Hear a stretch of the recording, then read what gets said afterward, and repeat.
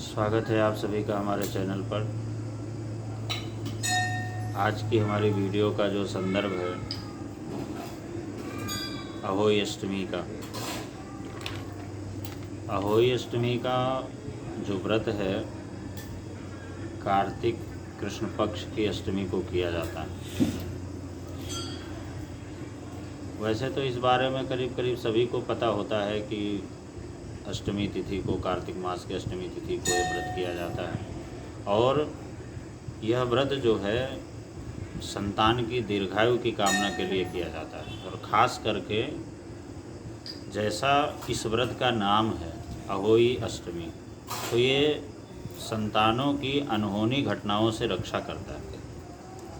ख़ास करके जो इस व्रत का महात्म है, जो इस व्रत के फल का जो प्रभाव है, इस व्रत का जो फल है, तो हमारी संतानों की अनहोनी घटनाओं से रक्षा करता है। तो कार्तिक मास में किया जाने वाला ये व्रत जो है, वैसे तो ये व्रत पूर्ण रूपेण माता पार्वती को समर्पित है, लेकिन इस व्रत में माता स्याऊ और उनके बच्चों का चित्र बना करके दीवार पर उनकी पूजा की जाती है। और इसमें निर्जल व्रत रहने का विधान है। जिस प्रकार करवा चौथ में निर्जल व्रत रखा जाता है, उसी तरह अहोई अष्टमी में भी निर्जल व्रत करने का विधान है। सिर्फ इतना अंतर है कि करवा चौथ के व्रत का जो पारण है, जो समापन है, वो चंद्रमा के उदय होने पर किया जाता है। और इस व्रत का जो पारण है, समापन है, वो तारों के उदय होने पर होता है। जिस तरह उसमें चंद्रमा के उदय होने पर माताएं बहनें चंद्रमा का दर्शन करके उनकी पूजा करके व्रत का पारायण करती हैं, उसी तरह इसमें तारों के उदय होने पर यह व्रत किया जाता है। इस व्रत में कुछ खास बातें हैं, कुछ खास नियम भी हैं। अगर उनका पालन किया जाए तो पूर्ण रूपेण उसका फल मिलता है। और ख़ास बातें ये हैं कि उनको करने से उसका क्या फल मिलता है। तो ये सभी चीज़ें हम आपको वीडियो के माध्यम से बताना चाहेंगे। आप अंत तक इस वीडियो को देखें और उसका लाभ लें। इस बार ये जो अहोई अष्टमी का व्रत है 17 अक्टूबर 2022 सोमवार के दिन पड़ रहा है। और सोमवार के दिन अष्टमी तिथि का संयोग होने से बहुत अच्छा योग बन रहा है। दूसरी जो खास बात है, इस बार यह व्रत जो है सर्वार्थ सिद्ध योग में पड़ रहा है। जो सर्वार्थ सिद्ध योग में पड़ने से, सर्वार्थ सिद्धि योग ऐसा योग है कि इसमें कोई भी कार्य किया जाता है, व्रत हो, उपवास हो, दान हो, धर्म हो, उसका पूर्ण रूपेण पूर्णतः फल मिलता है और सभी कार्यों की सिद्धि भी होती है। तो इस बार जो खास बात है वो ये है। इसके अलावा जैसा कि सभी जानते हैं कि इस व्रत को करने से जहाँ संतान की रक्षा होती है, वहीं अगर किसी को संतान की कामना है, संतान का किसी के अभाव है, संतान नहीं है, तो उस महिला को, उस स्त्री को इस व्रत को करने से संतान की कामना की पूर्ति भी होती है। कुछ खास ऐसे उपाय हैं जिनको अगर नियम पूर्वक किया जाए तो संतान की कामना की पूर्ति होती है। 2-4 ऐसे उपाय हैं जो हम आपको बताएंगे। पहला ये है कि इस दिन माता पार्वती को दूध और चावल यानी भात कहते हैं, कहीं कहीं की भाषा में भात भी कहा जाता है, दूध और भात का भोग लगाना चाहिए। ऐसा करने से संतान के कामना की पूर्ति होती है। किसी को संतान नहीं है तो संतान होने की संभावना बनती है। दूसरा नियम यह है कि इस दिन पीपल के वृक्ष में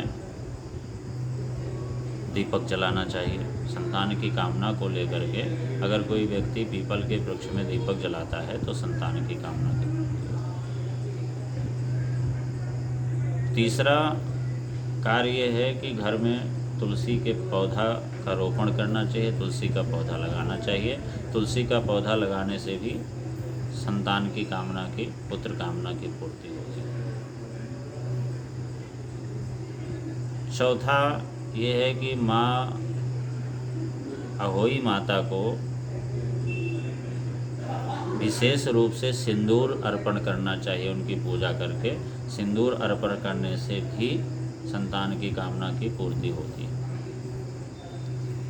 और पांचवा जो नियम है वो बहुत ही खास है और बहुत ही प्रभावी है। अगर इस दिन भगवान शिव के लिंग स्वरूप का, शिवलिंग का दूध से अभिषेक किया जाए तो अवश्य में वो संतान कामना की पूर्ति होती है। ये जो पांचवा उपाय है ये बहुत ही ज़्यादा प्रभावी है।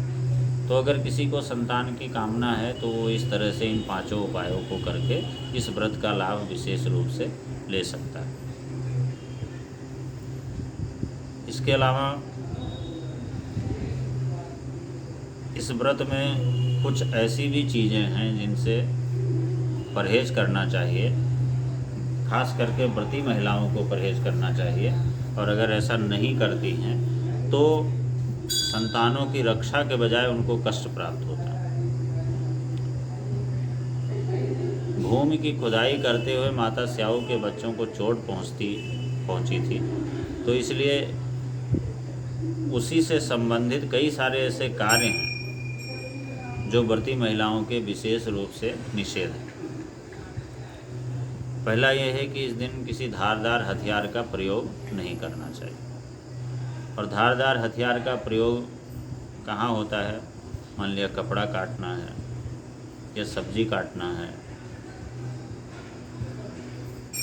तो इसमें कैंची और सुई इत्यादि का प्रयोग पूर्ण रूपेण वर्जित है। ऐसा करने से संतानों को कष्ट प्राप्त होता है। इसके अलावा भूमि की खुदाई, किसी तरह से इस दिन भूमि की खुदाई नहीं करनी चाहिए। और धारदार के हथियार का प्रयोग का जहाँ तक प्रश्न है वो कई जगह पे उसका प्रयोग किया जाता है। तो उसमें कपड़े काटना है, सब्जी काटना है और बहुत सारी चीज़ें हैं, तो उन सब से परहेज़ करना चाहिए। सुई धागा इत्यादि का भी परहेज़ करना चाहिए। और इसके अलावा सोने से परहेज करना चाहिए, शयन नहीं करना चाहिए। इस दिन व्रती महिलाओं को व्रत रह करके शयन नहीं करना चाहिए। ऐसा करने से व्रत का फल जो है पूर्ण रूपेण नहीं प्राप्त होता और संतान को लाभ के बजाय हानि होती है, कष्ट पहुंचता है। तो ये खास बातें इसमें ध्यान रखने वाली हैं। अब अंत में जो सबसे आवश्यक चीज़ है कि हर पर्व में, हर त्यौहार में पूजा करने के लिए एक विशेष मुहूर्त भी होता है। और वो अगर उस मुहूर्त विशेष पे पूजा किया जाता है तो सामान्य समय की अपेक्षा उसका ज़्यादा लाभ मिलता है। इस प्रकार इस बार जो पूजन का जो मुहूर्त है सायंकाल 6:10 से लेकर के और 7:25 के मध्य का बहुत ही उत्तम है। इस दौरान पूजा करने का अच्छा फल मिलेगा। और व्रत का समापन तारों के उदय होने पर किया जाता है। तो तारों के उदय होने का जो समय है वो सायंकाल 6:35 के बाद का है। इसके बाद ही महिलाएं जो है तारों का दर्शन करके और व्रत का पारण कर सकती हैं। तो इस प्रकार नियम और संयम के द्वारा अगर इस व्रत को किया जाता है तो खास लाभ प्राप्त होता है। यह व्रत जो है दीपावली से ठीक 8 दिन पहले पड़ता है, अष्टमी तिथि को पड़ता है और अमावस्या को दिवाली पड़ती है। ऐसी भी मान्यता है कि जिस वार में अहोई अष्टमी होती है उसी वार में दीपावली भी होना चाहिए। 17 अक्टूबर 2022 को ये व्रत पड़ रहा है, सोमवार का दिन है। और जैसा मैंने पहले भी बताया प्रारंभ में इस बार सर्वार सिद्ध योग में पड़ रहा है। तो खास करके उन महिलाओं के लिए बहुत अच्छा रहेगा जो पहली बार इस व्रत को कर रही हैं। उनकी शुरुआत जो है, उनका प्रारंभ बड़े अच्छे शुभ समय में होगा। तो इसलिए समय और मुहूर्त का, समय का विशेष ध्यान रखते हुए और नियमों का पालन करते हुए इस व्रत को करें। वैसे तो यह व्रत जो है सभी के लिए कहा गया है, लेकिन जो महिलाएं जो है संतान वाली महिलाएं हैं, माताएं हैं, उनके लिए बहुत खास होता है। और जैसा मैंने ये भी बताया कि अगर संतान की कामना है, संतान होने में कोई व्यवधान हो रहा है, संतान कामना की पूर्ति करनी है, तो कुछ ऐसे खास उपाय हैं जिनको अपना करके आप अपनी कामना पूर्ण कर सकते हैं।